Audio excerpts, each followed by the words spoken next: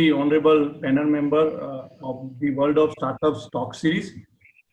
Let me introduce about the talk series. The World of Startup talk series is intended to provide a platform to the innovators, startup founders, and the budding entrepreneurs to share, learn among the ecosystems and get connected with the right mentors, investors, and try to resolve the certain areas and the questions which they are facing day to day in their life. We are connected with bunch of mentors across the world who came forward and supports and guides these all the entrepreneurs. So to all the audience, let me introduce today's panel. So we are going to have a panel discussion on what investors are looking forward before they invest into the startups.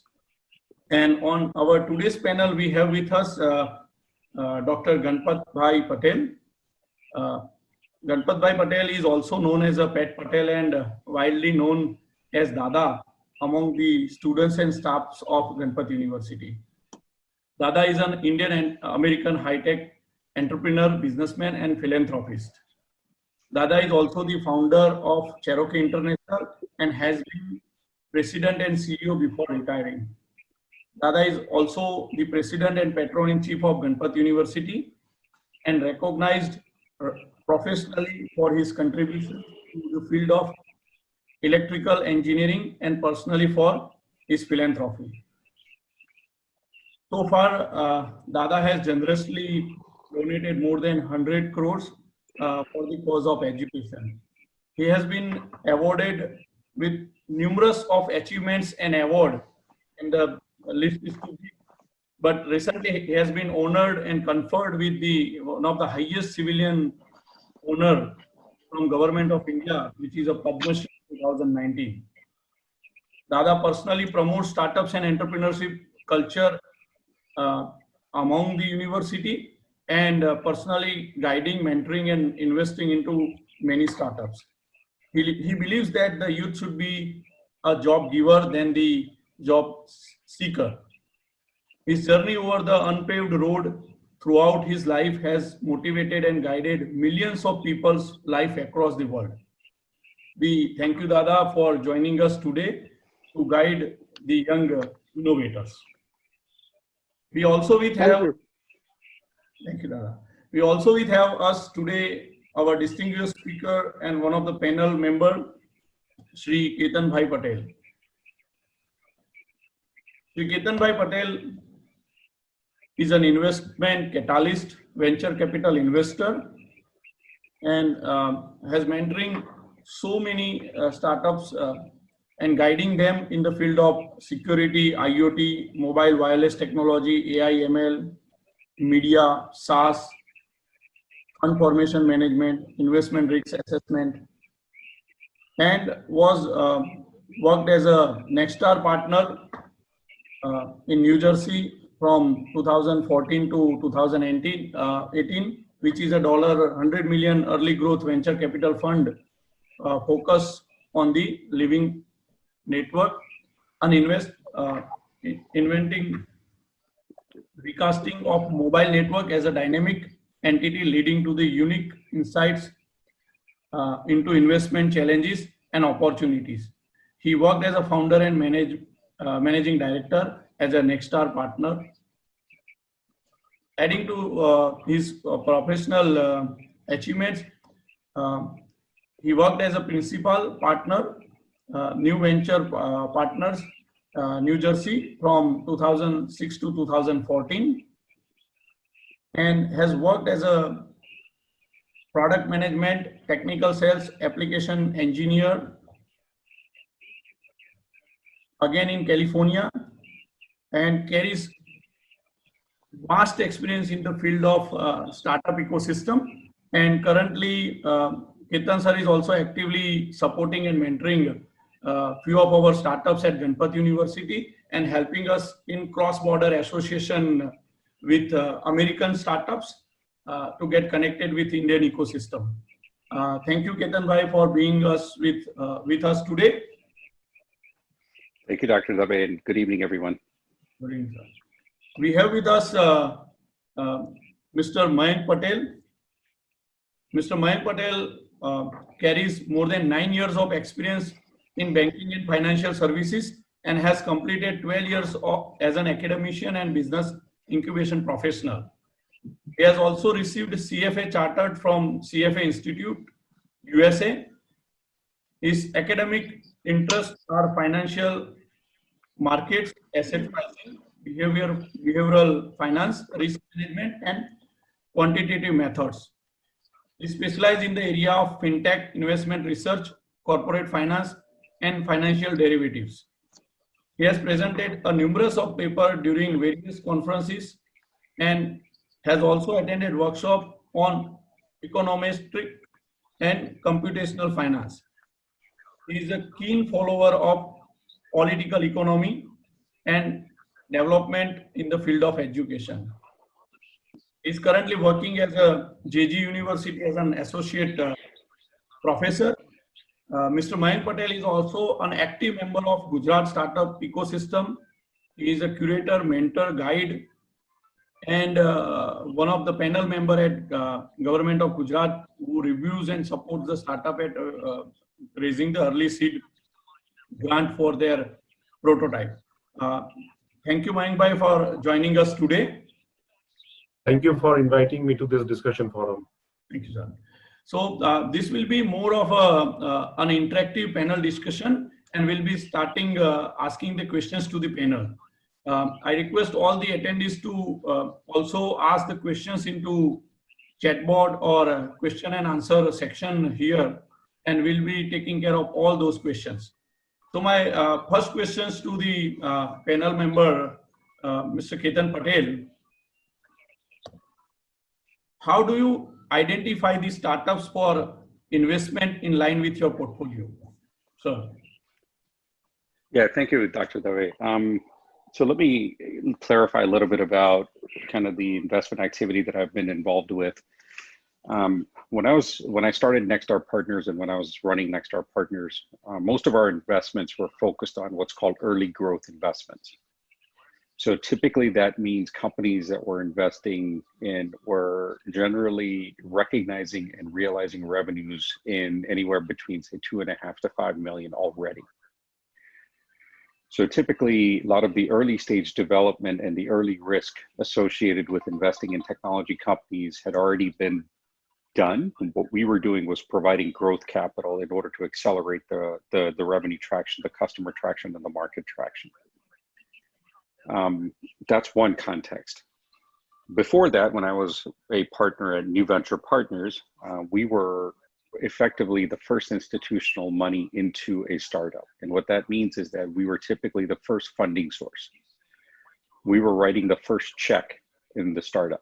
So generally, we were working with really early stage entrepreneurs or engineers in helping them formulate a business plan, help them formulate a financing plan in order to help them realize kind of the overall entrepreneurial journey. And I bring this up because depending on what stage the startup is in, the way you go about assessing what are interesting startups and what are not interesting startups is dramatically different. Typically in the early stage, what I used to do when I was at New Venture Partners, what you were really looking for, and the way we were going about identifying these entrepreneurs was, we were looking at the overall market, trying to understand the market landscape, trying to understand where are there growth opportunities or investment opportunities in the context of how the market itself is evolving.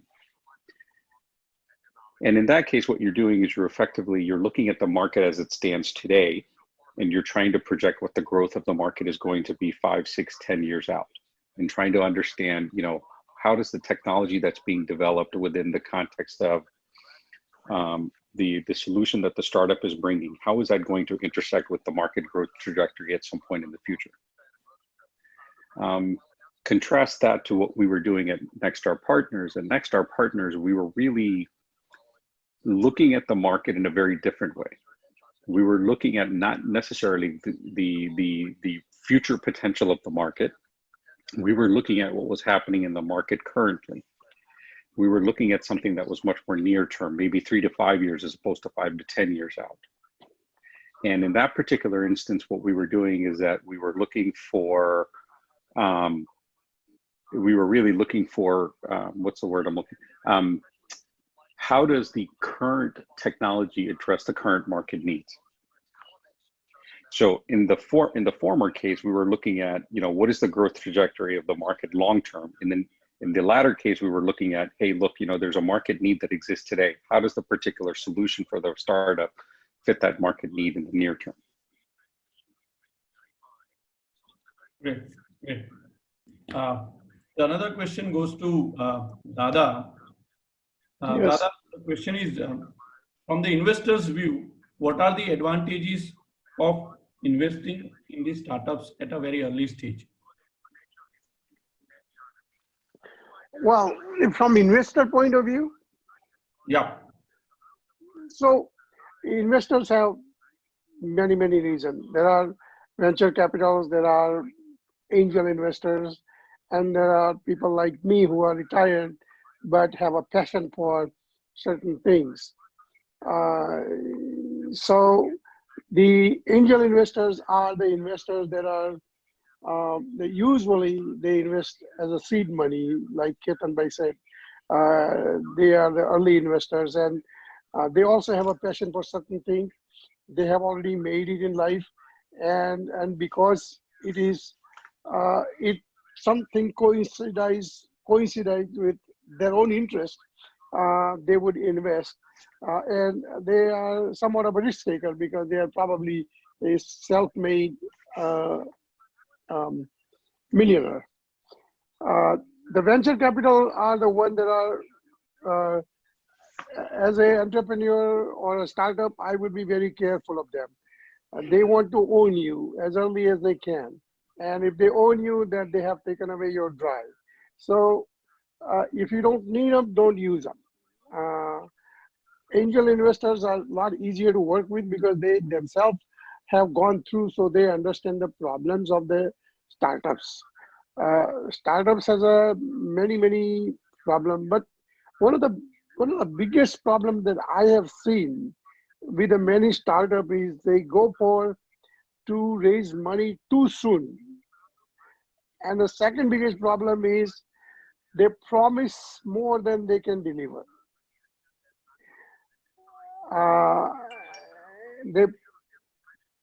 They overpromise and underdeliver, and then that starts the friction, and it is no more a startup; it's a failure. So, all my startup friends, I want you to. I personally started my business in my garage. I had a better mousetrap than anybody else. I had a mousetrap that I could charge whatever I wanted to charge because nothing like that was available in the market. So I was a self-finance. I had never, ever gone to bank in my life until now. Never. I've never borrowed money. It was a bootstrap from the profit, and my profit was 500% right from the day one. And it always stayed that way because I kept ahead of the technology. So as a startup, if you can do it from the sweat equity, your own creation, then do it. I wouldn't go for money if I don't need it. It should be absolutely the last resort. Most of the startup, when they go out for financing, they are wasting more time trying to get a little money,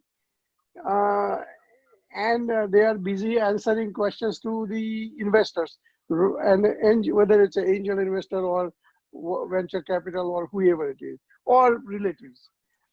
So if you have idea, spend 100% of your time pursuing the idea.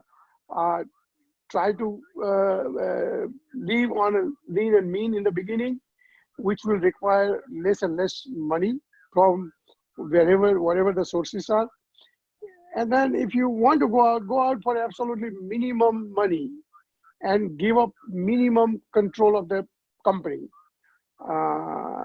Because once somebody owes you more than 51%, they have taken away all your drives and your interest and everything else. And it's a beginning of the disaster. Thank you. Thank you.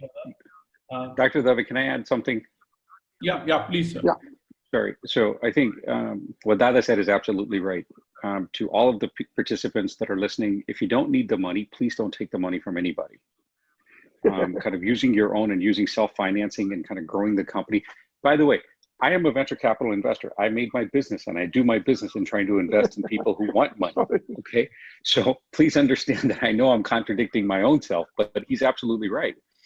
And the reason for it is, if you come to me as an entrepreneur at some point in the future and say, hey, Yeasin, I've invested, my sweat equity and I've been able to grow the company to 3, 4, 5 million in revenue, that to me is a significant validation that one, you're very serious about being an entrepreneur, two, that you're very serious about growing a very successful company, and three, that you figured out how to be an entrepreneur. So for me, who's a funding source and somebody that has a venture capital fund that could potentially scale and help you build and grow the company, it becomes a no-brainer activity. It becomes very easy for me to go out and support whatever growth endeavors that you have. Now, here's where I will actually provide a little bit of a contrasting view to what Dada just said, which is typically venture capitalists will go out and invest. They don't want to kind of own the company. It's very rare to find a VC that's going to own more than, say, 25 or 30% of the company. But I think what you have to be careful about is that VCs are going to want to manage your company. I should say control, not own. Yes. Right. Yeah. So what we want to do is we want to control the direction and the strategy. And we do that by basically taking and influencing the board decisions.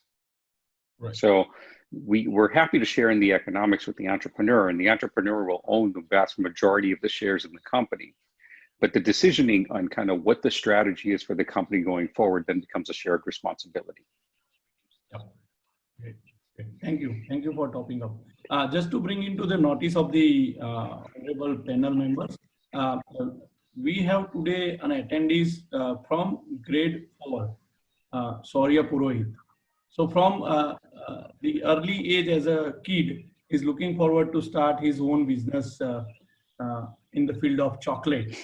So the encouragement among today's young entrepreneur, and they are coming forward to take the ownership and start their own business while they are studying. So from that to we have participants from across the India in today's panel discussion. My next question goes to Mr. Mayank Patel. What are the aspects, sir, we are looking forward for risk analysis before we invest into the startups? Generally, the risk analysis depends first on looking at the people behind the startup, the team that is coming up with the technology innovation idea. The second is the market, the size of the market and the potential that the startup can capture. And third is the technology risk among the competition. So a startup is suggesting a solution through a unique innovative technology, and the same solution can be suggested by other startups also, other technologies also. So we have to see what is unique, what is competitively preferable, advantageous for a particular startup. And if there is a mistake, or let's say if there is a failure in looking at in the correct direction on these three parameters, there is a risk for investment. So risk analysis, I believe, it depends on these three factors. Great, great. Thank you. Thank you, sir. My question goes to Ketan Bhai. How we do the research before we invest into these startups? Yeah, that's a good question. And before I answer that question, to the young man that's about to start a chocolates business, I highly encourage you to do so. I'm very much reminded of my niece. My niece loves to bake cookies, and she started her own business baking cookies and baked goods. Unicorn Cupcakes is the name, and you can look it up online. Unfortunately, they're only available in the United States, but she took a passion that she had of baking, and my niece is 7 years old. And she really loves to bake, and she loves to make cookies, and she started a business, and it's doing well. She started by selling to friends and family, and eventually word got out, and it got around to the social community. It got around to the school that she goes to, and it's kind of the spread. So it's become a kind of a very interesting kind of a little business for her, where she's learning a lot about how to be an entrepreneur. And I think it's going to give her some valuable life lessons. But back to the question that you asked me. The question that you asked is, how do we go about doing the research? Look, due diligence from an investor perspective is very, very, very important. And what I mean by due diligence is that what we're looking at when we do due diligence is the full scope of diligence on the particular company. We are looking at everything from what is the market doing? How does the company fit into the market? We're looking at things around the quality of the technology. It's not unheard of for investors to basically ask for and get a technical level detail of what the technology is. If it's hardware, we want to see what the designs of the hardware look like. If it's software, we want to see what the source code of the software is. It's possible that we may bring in a third party to help review the source code and trying to understand the quality of the source code that exists. We're looking at legal due diligence. In legal due diligence, we're looking at everything from, what is the company formation? How is the company formed? In the United States, you can form your company in a lot of different ways. You can set it up as a limited liability corporation, an LLC. You can set it up as a partnership. You can set it up as a C Corp, as an S Corp. Where is the company domiciled? Is it domiciled in the United States? Is it in India? Is it somewhere offshore in Mauritius, for example? Or is it in the Cayman Islands? We're looking at the governance model. Who owns what percentage of the company? We're looking at the prior funding history. Are there any terms in the prior funding that the company has taken on that could prevent the company from raising funding subsequently? To give you an example, a lot of times what we find is that Dada alluded to the fact that, seed investors are very active. These are typically successful entrepreneurs who want to contribute back into the innovation ecosystem in some way.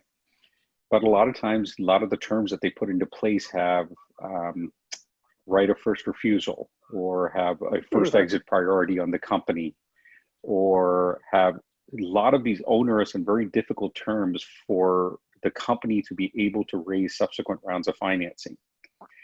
And for early stage entrepreneurs, it's easy to get attracted to the money that's available. Your life depends, your success depends so much on the money that's available, that a lot of times you fall under this idea that, hey, look, if I just get this money, I'll figure out the stuff later on. But unfortunately, the stuff that happens later on prevents you from getting anywhere further.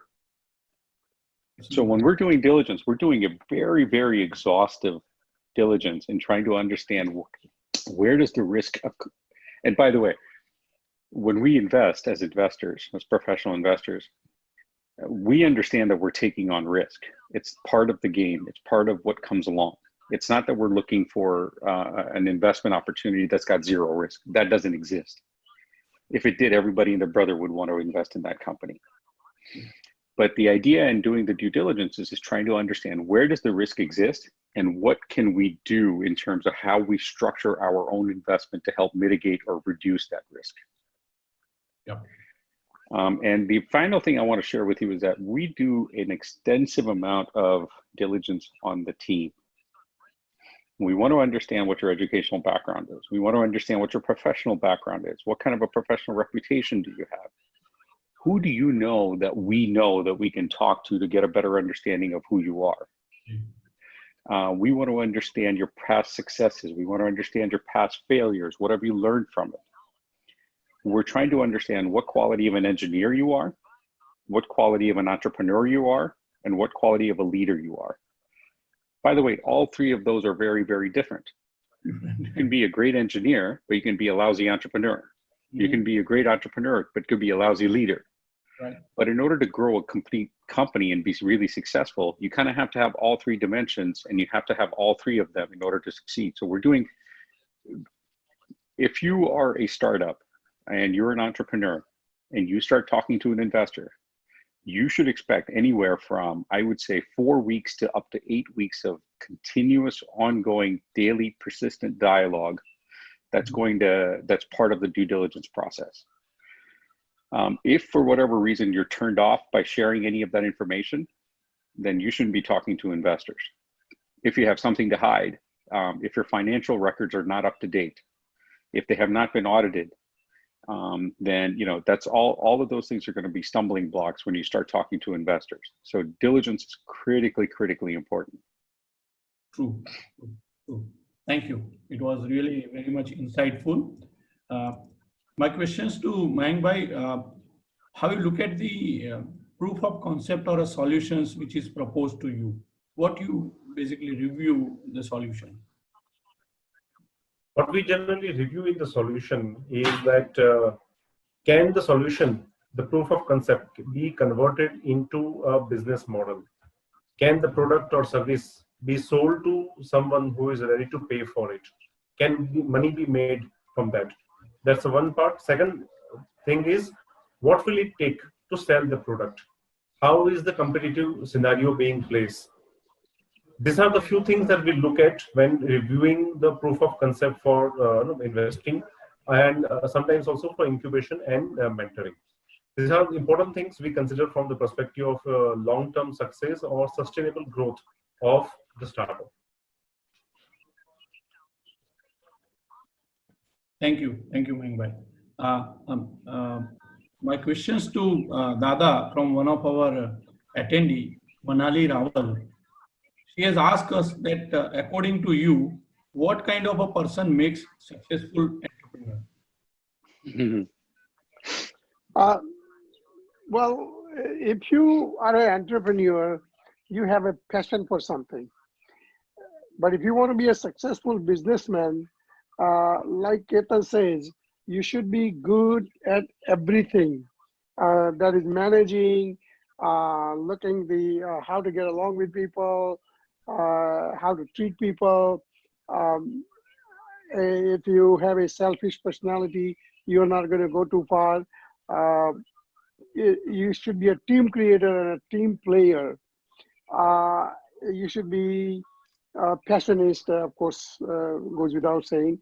But you have to be able to look at in people's eyes and say, okay, I'm going to solve your problem. When you are solving other people's problem, your problem is automatically solved. You are successful. So there are stages. There is one stage that is a entrepreneurship.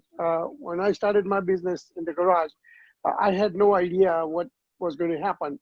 But suddenly, my product had a demand, and I was able to sell for a lot of money. So I quickly learned how to manage. Creating a product is one thing, and then how to manage is another thing. And then as business grows, there are different steps. I was like my first $1 million sales, then $10 million, then a 25 million, and then 100 million, and then up to 500 million. So at different stages, you have to create a different environment in the company, and you should be, as a beginner, as a startup, you should be willing to empower the people and let go. Too many entrepreneurs, they cannot let go their baby, and so they cannot grow. You have to delegate. Early on, Steve Jobs had that problem, and then eventually he learned quickly. But that's what I would say to the beginner is be good at everything. You have to quickly learn how to manage yourself, how to manage others, and then you have to be good at managing money. You have to be good at managing time, your own time, accountability, transparency. These are important virtues. Great. Thank you, Dada. Thank you. My question goes to Ketan Bhai.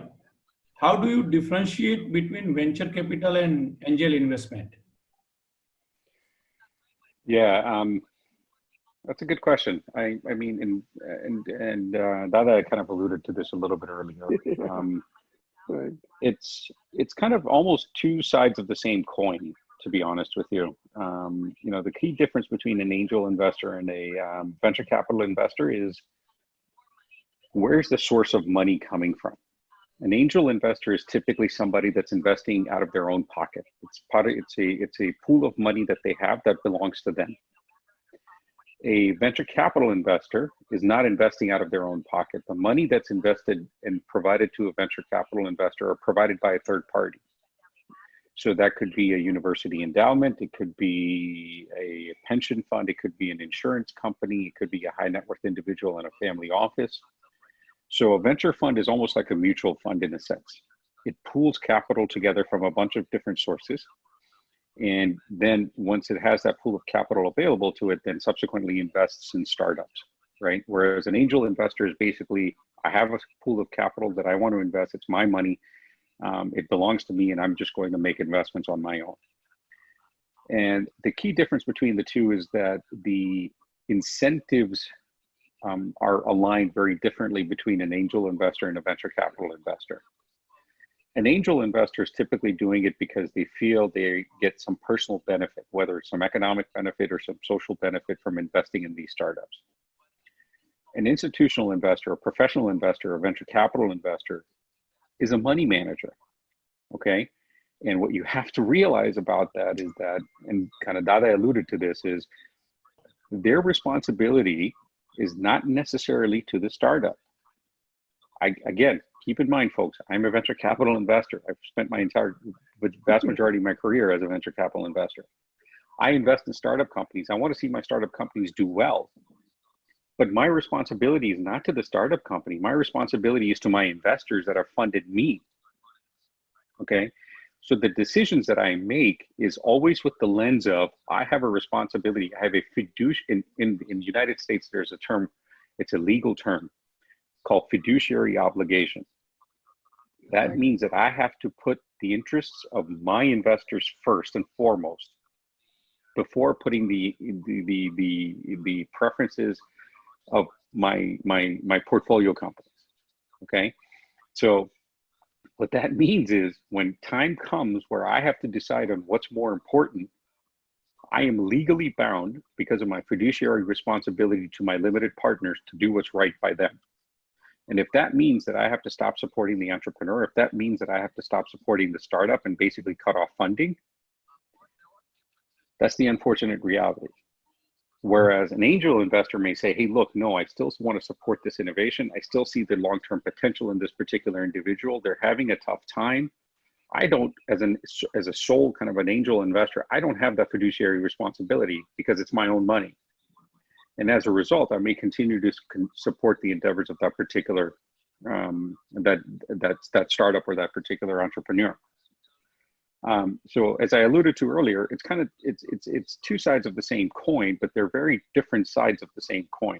It's a pool of capital that's available for entrepreneurs to kind of use, but the entrepreneur has to think very, very selectively and has to be very careful into when to use angel investment and angel money versus venture capital funding.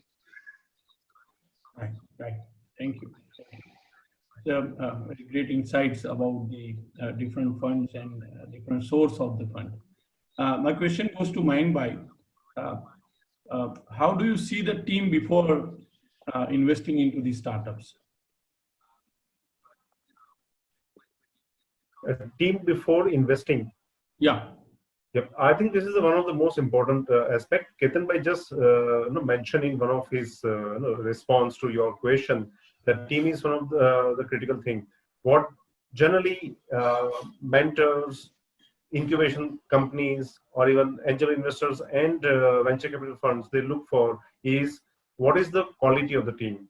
Does the team have sufficient diversity? Does the team come with fantastic background of knowledge of technology, education, experience in the field in which they are proposing the startup?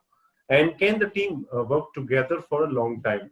Many times startups fail because team members who founded the startup initially are no longer in a position to work together because of the personal differences, ego, or different preferences. But important thing is the team which is ready to work or has capabilities and attitude to work for long time together and has a diversity and has a background. Apparently, they also look. We also look generally that what the team has done so far. The startup may be new, but the team. The people proposing the startup is not new. What have they done? What are their achievements in academic, professional life? What have they learned from their earlier failures? And what kind of ambition they have? These are the important aspects related to team. I generally believe team is more important. People are more important than products or services or technology. Yeah. Thank you, Mayank bhai. So my question is to Ketan bhai, how to gain people's interest in SaaS products? This is a question from one of our attendees today, Azim Shah. Yeah, I would say that there's a lot of interest in the investment community when it comes to SaaS. And by the way, let me just say that, if you look at the trajectory and the history of what's actually happened to SaaS, 10 years ago, Salesforce kind of came onto the market. They were a replacement for Oracle. Oracle was an on-prem CRM and kind of customer management software package. And when Salesforce came on and basically said, hey, look, we can do a more efficient job of delivering this as a kind of a monthly subscription and kind of put it in the cloud, that was the trigger point for starting kind of this investment trend in SaaS. Okay. And I bring this up because about 10 years ago, SaaS in and of itself was a very new category. Yeah. Fast forward to today and kind of what's happening in the market today, SaaS is not an investment category. SaaS is now kind of the de facto. SaaS is effectively a means of addressing and delivering your product in the market these days. And a lot of that has to do with just the fact that, there's the migration to the cloud. Enterprises are moving more and more software into the cloud, and it's become just the de facto way of kind of buying software. It's a much more scalable, much more linear way of kind of thinking about addressing and kind of migrating their huge capital expenditure on the front end into an operating expense model. So having said all of that, there are a class of investors about 10 years ago that wanted to differentiate themselves and say that they were a SaaS investor. I think now it's kind of morphed into not necessarily being a SaaS investor, but it's morphed into more just being a delivery mechanism for enterprise software. So the question is, how do I get attention for my SaaS company? One, I wouldn't call it a SaaS company because SaaS is just basically a delivery mechanism. SaaS has become kind of the de facto norm in how you deliver software. Instead, I would ask that individual to think about what is the enterprise software that they're building? What is the enterprise problem that they're trying to address? And kind of think about the business strategy from the perspective of trying to deliver something into the end.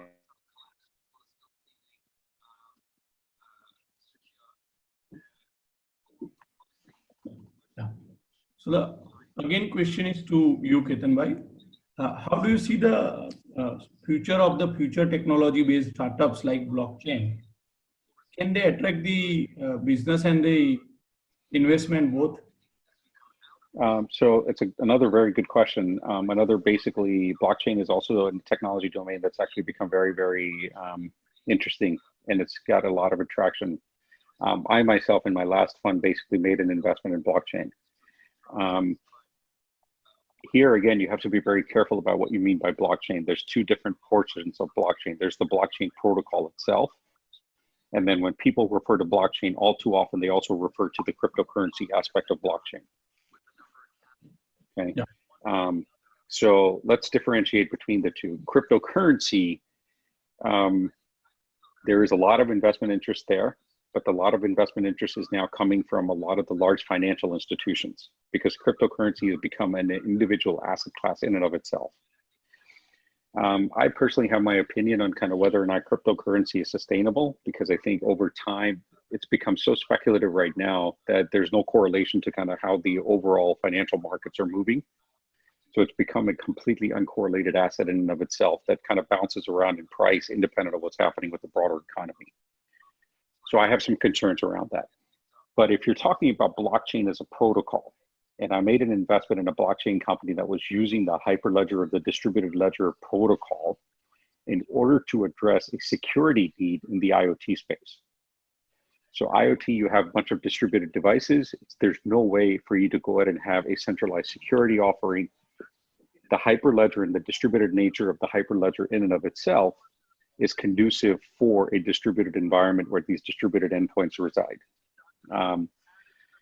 that was a use case where they were using the blockchain protocol more for enterprise software applications. There is a tremendous amount of interest for using blockchain for real world use cases, for distributed compute, distributed security, for IoT, for network edge type of use cases. And I think that will sustain and that will continue for at least the next few years. Oh, thank you. Thank you, Ketan bhai. Question goes to Mayank bhai from Rishikesh.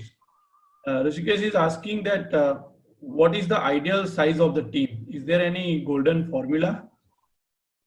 There is no golden formula of ideal size of the team. What is required is what is the quality of the team rather than the number.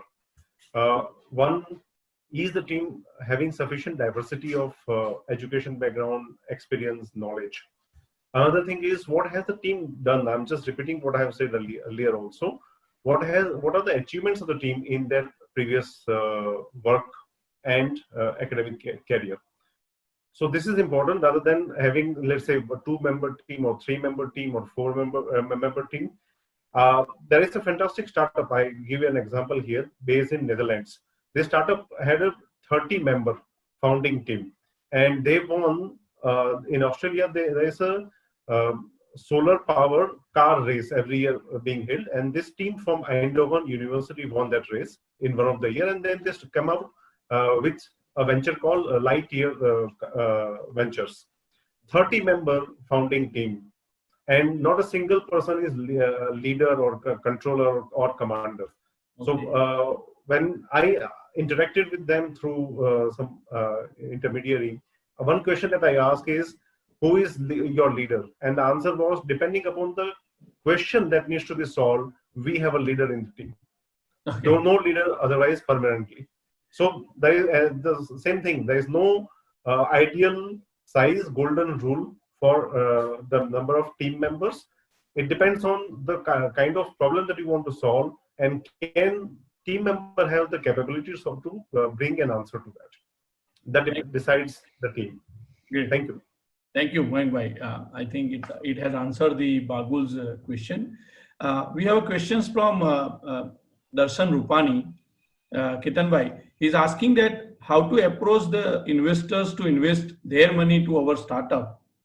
I mean, what are the tips that would be helpful to us when we need funds for the startup?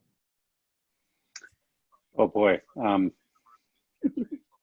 So the reason why I say oh boy is because I don't think there's kind of a one definitive answer. And the reason why I say that, I mean, so to the individual, let me just say this. Look, if you're trying to approach an investor, if you're trying to approach a venture capital fund, the best way to do so is do your research. Not every venture capital fund is the same. Different venture capital funds and firms have their own individual investment mandates. There's specific domains that they invest in, and there's specific stages that they invest in. Okay. So first step is to try to, take the landscape of all the venture funds that exist in India. Take a look at which ones are the ones who are open to doing investments at the specific stage that your company may be in, whether it's a seed stage, a Series A, Series B, Series C, etc. Right. Second, you need to understand is whether or not they're interested in your particular piece of technology. There are healthcare investors, there are consumer tech investors, there are enterprise tech investors. The other big tip I would say is that once you find a venture fund that you think is reasonably in your wheelhouse, that fits the criteria of your startup, it is very, very important for you to find the individual partner who is responsible for that particular investment thesis within that particular fund. So to give you an example, in my last fund, there were 4 of us who were investing. Each one of us had our own investment idea, our own investment sectors. I had team members on my team that were individually focused on IoT, another team member who was focused on security, another team member that was focused on media, another team member that was focused on SaaS and infrastructure. So, if you're a SaaS company and you go to the guy who's investing in security, he's not going to pay a lot of attention to you. So you have to make sure that you're targeting the individual person that you're going after. Once you find that person, it's critically important for you to find somebody who could be an introduction point for you. Randomly sending a blank email may or may not necessarily work. But if you can find somebody that's in your network that is either 1 degree or 2 degrees of separation away from you that can introduce you to that particular individual, that person is much more inclined to accept your meeting. And the fact that you have a reference point that they can go and reference you against because you have a mutual connection is critically important. So I would say, you know, 1, do your homework, make sure you're targeting the right firm and you're targeting the right partner within the firm. And then 2, try to look for a connection point that can help you introduce you into that particular individual.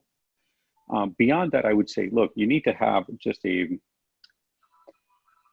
all too often I come across entrepreneurs that have a really great technology, but the technology doesn't necessarily address any immediate or kind of a near-term market problem. Or I come across entrepreneurs who are building a really cool technology thinking that they can fit a particular technology into a market problem later on.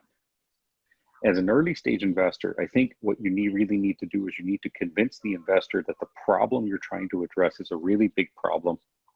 It has a tremendous amount of economic value in trying to address that problem. And then if you can convince them that, hey, look, I'm the right guy who can go address that problem with my technology, then it becomes a very good fit. But if you start coming in and you start talking to me about how great your technology is and how great it's going to be built, and you use, you know, Python and you use, you know, this other scripting language to go out and do this, and it's got this bells and whistles and stuff, but you haven't convinced me that there's a really compelling market need, it's going to be the end of the conversation. Mm-hmm. So, you know, again, let me just reiterate. 1, find the right firm, find the right partner, find an introduction, and then convince that partner that you've got a big market that you're going after. Yeah, thank you. It's a great suggestion. The another question is, what are the key points to be covered in the investment pitch? Again, for me, Dr. Dave? Oh, yeah, look, I recommend the person who asked this question, I think there's Kleiner Perkins. If you go to the Kleiner Perkins is a big venture capital fund, very prominent, very successful. They've been around for many, many years. So if you go to the Kleiner Perkins website, Kleiner Perkins has a research section. Under the research section, they publish a template for what a startup pitch should be. Okay, I think that's a good starting point. And because I say that it's a good starting point, and by the way, the other one that I think that might be a good resource for people to use is the NVCA. In the United States, it's called the National Venture Capital Association. They provide a lot of free resources and tools that the entrepreneurs can use in order to help them think through kind of how do you develop a pitch, how do you think about the documents, the legal documents and stuff associated with a financing agreement. But the 2 of those are really good. The Kleiner Perkins pitch deck I think is really good. It starts with basically a really compelling story on a significant market need. It talks about the economic value of that particular market need. It talks about what a viable solution for that particular market need may be. And then it ends by talking about kind of why you have the right team to go out and build that particular solution that addresses that particular market need. The last dimension of it is the financial dimension, which talks about, you know, how much money do you need? How are you going to plan on using that money? But I think, you know, as a good starting point, I would say take a look at that Kleiner Perkins pitch deck template. That's a good starting point, and try to leverage that and try to build your story. Thank you. Just to supplement Ketan Bhai's response, in India also, Indian Angel Network, one of the most prominent angel investor network, and Indian Venture Capital Association have their own templates, and they are available on their website also. Interested startup enthusiasts can look at those, download the templates and look at those templates while preparing their pitch to investors in India. Okay, good. Thank you. My question to Dada, what should startup look into investor apart from the money? He should look at investor as from not only pure money. There are two kinds of money, dumb money and a smart money. He should look for a smart money where angel or venture capital or whoever the money man is, they should be adding more value than just money. They should have experience of doing it before, and just the same way the money people interview the entrepreneur also should interview the money people, and make sure that you are going to the right people to get the money, because sometimes there are easy money and a difficult money. People who has come easy money, and they're not very smart about investing, their expectation and your delivery does not match, and it will be a failure. So make sure that you look at for a genuine money, honest people who also can help you to grow, and they have passion, they have understanding of your problems as an entrepreneur. The reason I'm it's not my first choice to go out for money as a entrepreneur. It should be my last choice. I would go and explore all other avenues, and that's what I did. But it's not to say that you shouldn't. If you absolutely have to, you should. But Harvard Business School has run the study that people, there are three kinds of startup. The startup that has gone for money, they have very seldom survived and made it. The one that has started from sweat equity and grown from sweat equity and from within, they have been very often more successful. So go for the money, but make sure you find right people, people who are willing to understand your problem and have little. There are a lot of money people that are ruthless. I just want to warn you. And when I say ruthless, you know, the venture capital in America, what they say, we say vulture capital. Vulture is a baj pakshi that eats everything. And I don't want to discourage you, and I'm not taking away your business, Ketan, from you. But I just want to make sure that startups are not naive people. You don't want to be naive about when you see some rich person. Don't be sold to him. He's rich, but you have to understand how he has become rich. So you also look at his background, and he's the right person for you to go to bed with or not. That's all I would say. I would say, you know, you interview same way they interview you. Yeah, Dr. Davi, I think Dada mentioned a great point at the end there. It's very important. Look, as an entrepreneur, when you're looking to an investor, understand that, you know, I tell my entrepreneurs, you and I are getting into a marriage because it's going to be a long-term relationship. Okay, trying to grow and build a company and trying to take it to a successful exit, it's not something that happens in 6 months. It doesn't happen in a year. It's not a transaction, it's a relationship. And just like any marriage, you kind of have to make sure that you're in partnership with somebody that's going to be able to support you kind of in the up times and the down times. So what Dada said is basically, look, you know, you need to have somebody, you need to interview them just as much as you're being interviewed. So that's absolutely critical, and it's absolutely right. If you as an entrepreneur feel that the investor is being a jerk, that they don't respect your vision, that, you know, they want to see an early exit, they want to return on their money in 5 years, but you want to kind of grow a company over 10 years. You know, if you feel that they're happy getting a 2 times return on their capital, but you want to try to shoot for a 10x return on capital, don't do it. It doesn't matter what the quality of the investor is. It doesn't matter if it's Sequoia India. It doesn't matter if it's Lightspeed India. It doesn't matter who the big brand is. If there is misalignment and interest between you as an entrepreneur and the investor, do not get into that relationship, because that will not end well. very important advice from you. Thank you. Thank you. So, Well said. talking about exit option, how as an investor you look at exit option? Again, for me, Dr. Dave? Yeah, that's for you. So this is where the vulture capital of me comes out.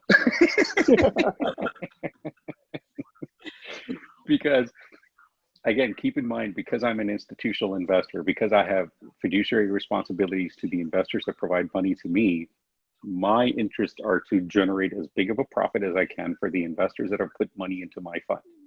As quickly as you can. And as quickly as I can, indeed. So that was going to be the second part. First part is get it as big an investment return, and two, get it as quickly as possible. So there's time value to money, and then there's the absolute value to money. Okay. So I am, you know, in this environment that we're in, right? I am very much always calculating, kind of at an individual company level, and overall as a portfolio level, because I'm a portfolio manager. How do I maximize the return for my investors? So I'm always doing the calculation in trying to assess the risk-reward trade-off. When is the right time for me to exit out of that investment opportunity? And as that I alluded to, I'm looking for an investment return as quickly as possible.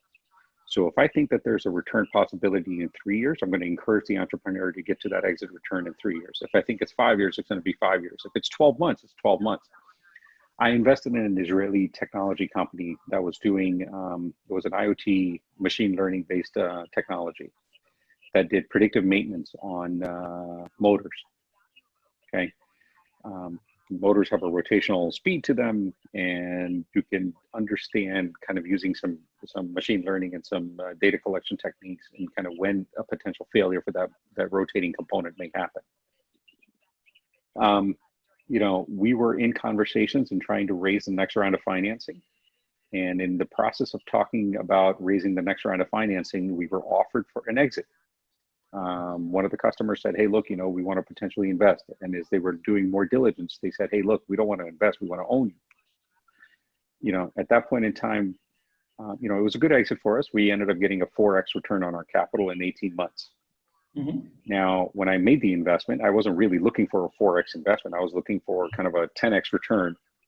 But because the opportunity presented itself and it was a great exit, and it was a good exit for everybody, the team was motivated. They felt that they themselves would be better aligning themselves with that particular customer, that their potential path to market was better aligned doing it with a partner as opposed to doing it by themselves. We decided to go ahead and take the exit opportunity. So there's no one key metric. It's very much dependent on what the situation is and kind of what the startup is and what the entrepreneur wants to do and what the investor wants to do. Okay, great advice. Question to Mayank Bhai. Sir, how do you see the team is well balanced, dedicated, and focused on the problem? This is a very difficult thing to judge all of this in one team at one go. Right. What generally is, say, you know, look at what the achievements of the team before they come up with a startup idea, and that you will get some idea about their commitment to the startup. That second, look at the diversity. If let's say 2 or 3 individuals from the same class of technologies course in a university comes with a startup idea, perhaps there is not sufficient diversity. They are just like one person having a technology idea.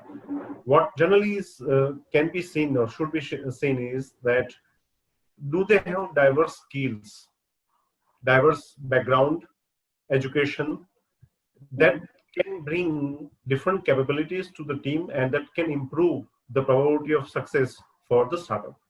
This is what needs to be seen. Oh, great. Again, question goes to Ketan Bhai. Why the startup solving this problem? What is your view after you review the innovation? I'm sorry, can you repeat that question again? So, after reviewing the innovation or the startup idea, What's your view that why they are solving this problem?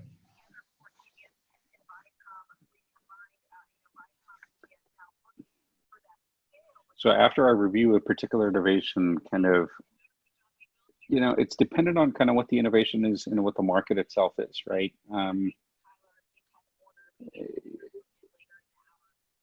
I would say, look, as an entrepreneur,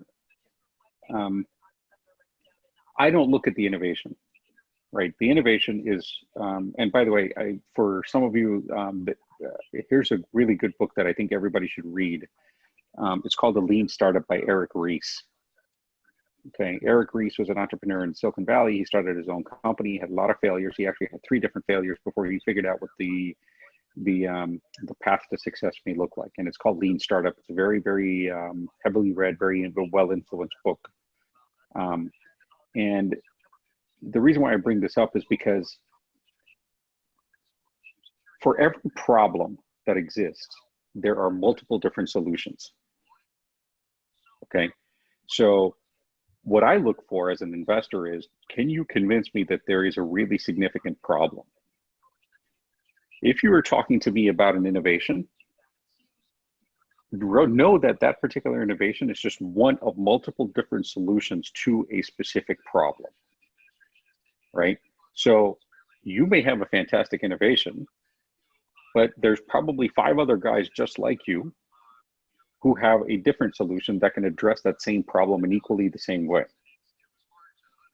So when I look at and I talk to startups, I don't really pay a lot of attention to the innovation. I pay attention to the innovation only to the extent that I need to understand how the innovation addresses the problem at hand. What I really pay attention to is, what is the problem? How big is the problem? What is the scale and the economic opportunity associated with trying to address that problem? Because again, take something that you do on a normal basis. If you want to go to the store to go buy something, you can walk there, you can ride your scooter there, you can ride your bike there, you can take your car there. Just in that simple problem statement of trying to get to the store, there's 4 different options that you can choose from. Mm-hmm. So just like that, in any kind of a technology setting, the innovation in and of itself is not all that. Then there is Amazon. And then there's Amazon. Thank you. Yes, that's right. And soon to be GeoMart and Geo and whatever Mukesh Ambani is doing. Flipkart. Flipkart. True. My question to the Mayank Bhai, thank you, Ketan Bhai.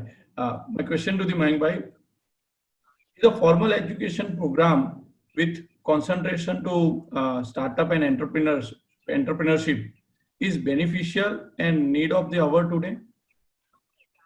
I believe that in the present curriculum or education system, there is a scope of bringing entrepreneurship related or startup related courses at very early stage. I believe that CBSE has one subject, entrepreneurship, in 11th and 12th that is being offered, but I think it's very dated. It should be updated. At graduate and postgraduate level, I think there has to be a strong element of entrepreneurship or startup related components in overall study program for students, especially for technology students. I think it's very important. Thank you, Mayank Bhai. My question to Ketan Bhai, after investing, what you prefer to act as, mentor, monitor, or director? All of the above. And I say that because, look, once I make the investment, it becomes kind of all hands on deck, right? My responsibility is multi-party investment. I mean, I talk about the fact that I've got fiduciary responsibility to my investors, but the only way I can fulfill the fiduciary responsibility to my investors is by making sure that the investment is successful. So at that point in time, I am a very hands-on investor. I roll up my sleeves. I act as a coach. I act as a mentor. I act as a sounding board.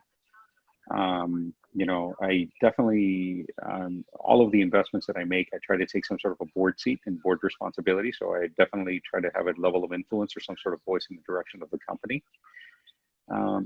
But it's all of the above. I mean, at that point in time, when you're negotiating against an investor, it's us against them. You're trying to figure out and trying to carve up the economics between yourself and kind of whoever the investor is. But once you've already gone through that exercise, it becomes a we thing, because now your success is then tied to my success and my success is tied to your success. So it's not like, you know, I can't make myself succeed if the entrepreneur isn't going to succeed. So at that point in time, I do everything I can to help them succeed. True, absolutely. My question to Mayank Bhai, if startup idea has already failed and someone wants to restart with this strategy and process, what's your advice? Startup idea has already failed. Yeah. I think one should first look at the reasons of failure. Can failure be turned around again by different processes? There is an inherent assumption here in this question that all the possible solutions are not worked out. Hence, something has failed and a new solution, a new process is emerging or has been invented, discovered, and the startup idea is tried again. This is a very tricky thing. Generally, it is believed that in startup world, fail fast, learn from your failure, don't fail at the same thing again and again.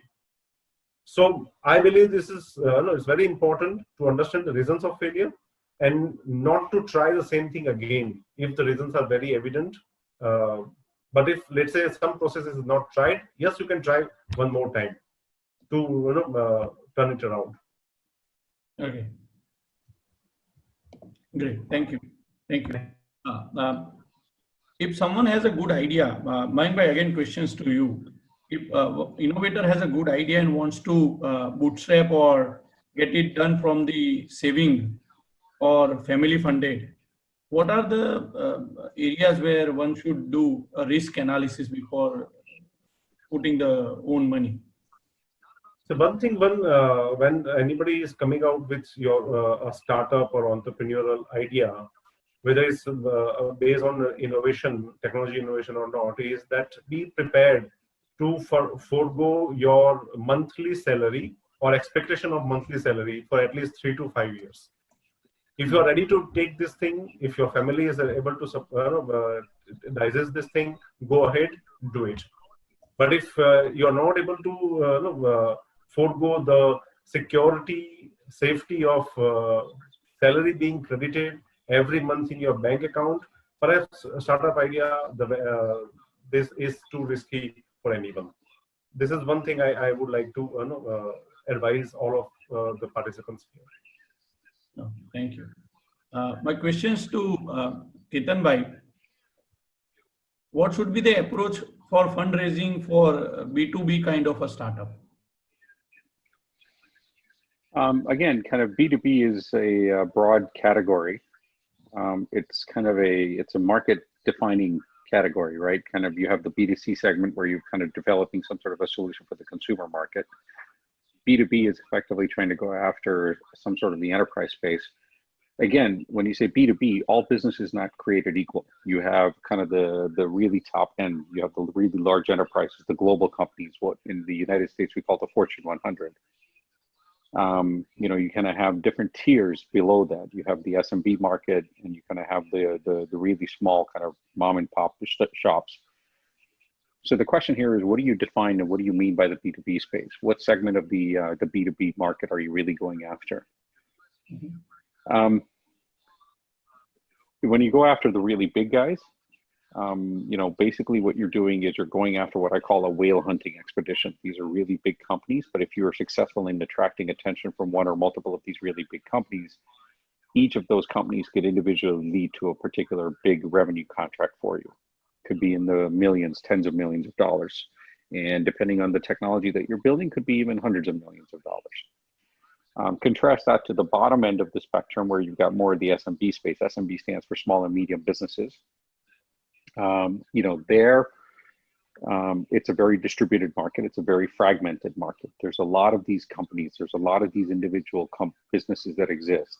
Let me give you an example. I work out every morning, so gyms, right? So gyms, there's in the United States, in just my local community, there's hundreds of gyms that are available. The challenge there is that, you know, the amount of revenue that you're going to get from them is going to be much smaller, and the ability to attract attention from any one of them is going to be that much more significant and much more difficult to go out and pursue. So you kind of have to look at kind of where you are and try to figure out which spectrum of the B2B space you're really going after, and, you know, how are you positioned to address the needs of those different segments at the end of the day. So look, it still goes back to what I keep saying. It's about the market. What is the problem in the market, and how are you uniquely addressing that particular problem in the market? True. Another question is, what are the new opportunities overcoming in India after the post-COVID situation and new normal world? Mayank bhai, if you can highlight certain points here. The opportunities for the innovator in new normal world. For me, is it? Yeah. Okay. There are a lot of opportunities from challenges like COVID-19 emerging. One opportunity is, that was identified is, can we have an alternative to Zoom? Zoom was found to be first Chinese and then US application. It was found to have a lot of data privacy problem. So one opportunity was coming out with an alternative to Zoom for India. If somebody had come out with it, I'm sure it would have become very popular and a lot of money could have been made. Similarly, there can be a lot of opportunities in delivery of food items, delivery of groceries. In fact, many startups which were in some other businesses transferred their activities into deliveries. So delivery has become one opportunity. Third opportunity could be coming out with education technology related startups. Can education be made more interactive, more effective, using without requiring the personal contact? I think these three are tremendous opportunities. Conventionally, the opportunity in the biotechnology area is also huge. Mm-hmm. Great. Thank you. So the question goes to Ketan bhai. If the startup is claiming as a platform, it may have a different valuation. If it is calling themselves a fintech solution, maybe venture capitalists look at as a different way of investing into it. And if they call themselves a backbone with the blockchain, the valuation is different. Is it true? And how Absolutely it is true. Post-COVID? It is absolutely true that the way you position your company and the value proposition you communicate in the market is going to determine how the market perceives the company. So but please understand that just because you call yourself a platform doesn't necessarily mean that you are a platform. Okay, so there is a platform play. There is an individual software solution play. Okay, or you can call yourself kind of a backbone infrastructure play. But it's not a wordsmithing exercise. It's not an exercise of just basically calling yourself these different things in order to attract the right valuation. What you really have to understand is, do you have the appropriate business, and do you have the business metrics that define a platform versus a solution versus a infrastructure play? Okay, let me give you an example. If you are a blockchain solution, you're trying to find what you're doing is you're basically addressing a finite problem within a specific enterprise or specific application domain. If you're a platform is basically an ecosystem. You have to have the hooks, you have to have the interest, you have to have the tangents that allow you to go out and hook into other parties, third parties that want to interface and interact with whatever it is that you're creating. Okay, if you're an infrastructure play, you're not working at kind of the application layer. You're working kind of at the plumbing layer, effectively, what it's called. Okay, the business metrics associated with each of these different strategies is dramatically different. The business strategy associated with each of these is dramatically different. The economic implications associated with each of these is vastly different. So if you're going out and saying, hey, look, I'm a platform player, but in fact, you're nothing more than just a solution, a point solution, the investor's going to pick up on that. And if there's a disconnect between the two, you're not going to get a lot of investor attention. Mhm. So regardless of how you define yourself, you have to really understand how, and do you have a complete story behind how you define yourself? Because that's ultimately what's going to lead to investment success. Good. Another question to you, Ketan bhai. What are your views on investing in agri-tech startup? And I'm sorry, you were cutting out there. What was the question? What are your views on investing for agri-tech startup? So there's a lot of attention right now in agricultural technologies. And I think that that's a really, really interesting area, to be honest with you. I think there's a lot of efficiencies to be had. Look, agriculture is,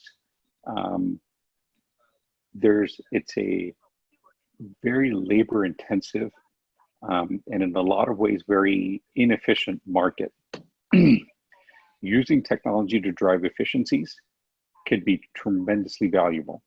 And when you talk about ag tech investing could be everything from actually, kind of the stuff that happens on the farm through the entire agricultural supply chain to final production of whatever final good we're talking about here. It could be inclusive of new protein sources, for example.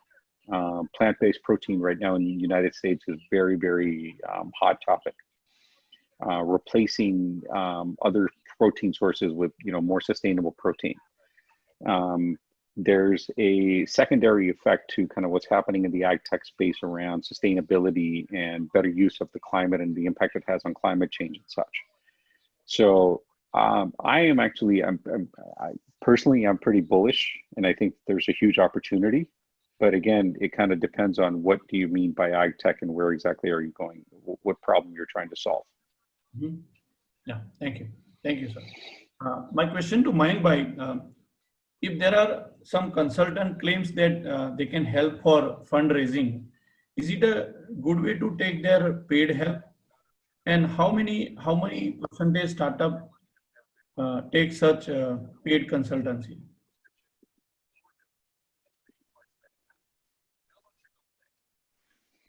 You are muted, Mayank bhai. I think the question that how many startups take help of paid consultant, no data is available for that. A lot of startup consultants are available for help in assistance in fundraising. I personally believe that a startup should not reach out to them. I think startups should go through the rigor of raising fund on their own. It becomes easy, consultants charge them, the cost of raising fund becomes very high, and they are dependent on consultants, and they don't get the insight which generally is received by interacting with investors in person.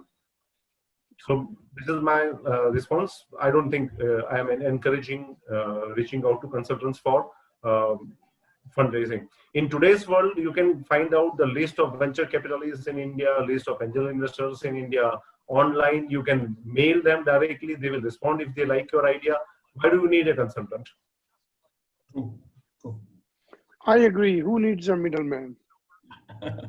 True, Dada. So that's all for the day.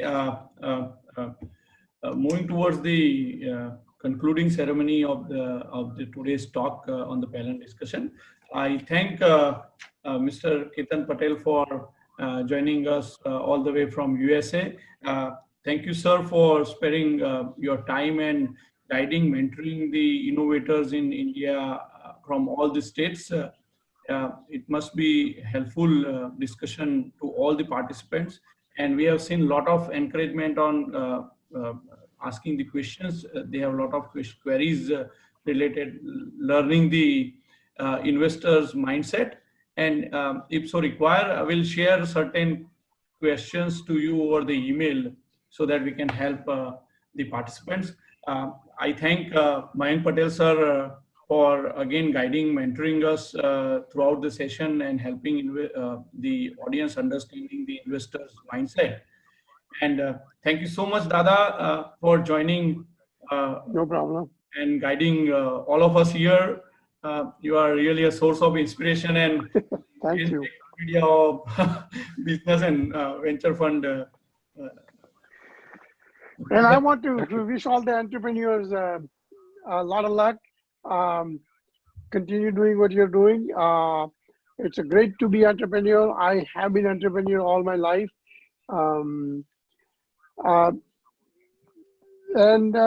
Just to work very hard, be honest, try to solve other people's problem, and they will solve your problem in return. And don't be afraid of venture capitalists.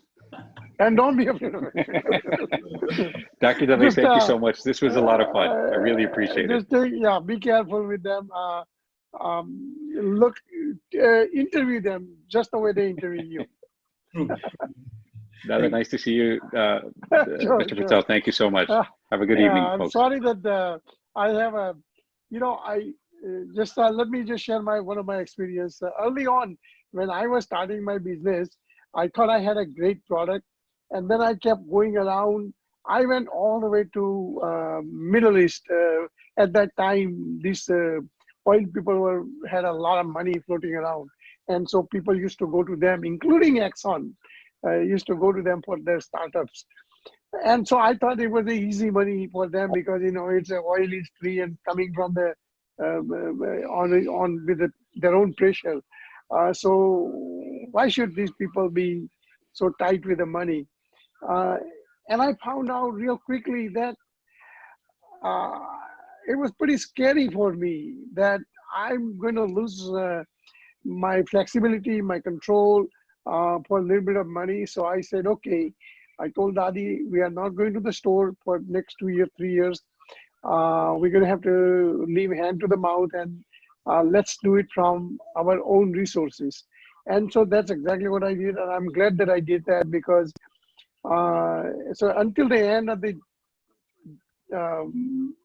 business, I was owning 85–90% of the business.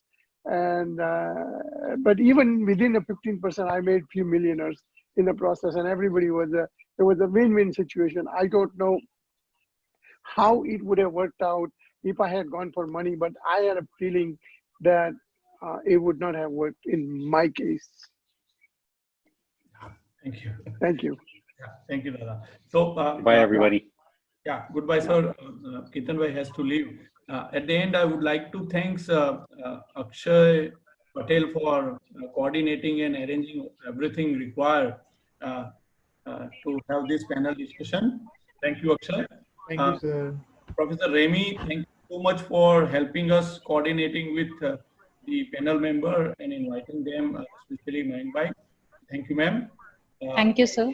Also like to thank Dr. Abhishek Parikh, Dr. Hiren Patel, Dr. Satyen Parikh, sir, and Professor Dr. Rajin Purohit, sir, for joining today's panel discussion and inspiring us. Thank you, everyone.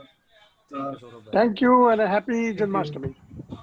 Yeah, Dada. Thank you. Happy Janmashtami, Dada. You too.